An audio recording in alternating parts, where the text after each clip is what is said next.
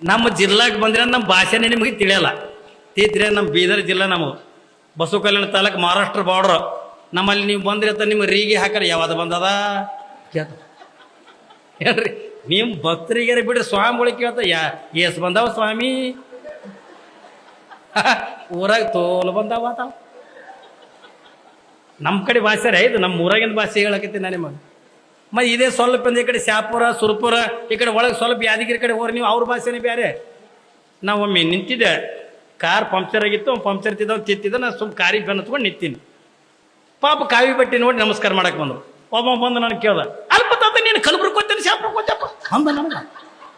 ಏನ್ರಿ ನೀನು ಕಲಬುರ್ಗಿ ಹೋಗ್ತೇನೆ ಶಾಪುರ ಹೋಗ್ತಪ್ಪ. ನಂದು ಇದು ನನಗೆ ಕೋತಿ ಅನ್ನಕತ್ತವಲ್ಲ ನನಗೆ. ಅವ ನನಗೆ ಕೋತಿ ಎಲ್ಲ ಕತ್ತಿಲ್ಲವ, ನೀವೇನು ಶಾಪುರಕ್ಕೆ ಹೋಗ್ತಿರೋ ಏನು ಕಲಬುರ್ಗಿಗೆ ಹೋಗ್ತಿರೋ ತಮ್ಮ ಕೇಳಕತ್ತಾನ ಅಷ್ಟು ಫಾಸ್ಟ್.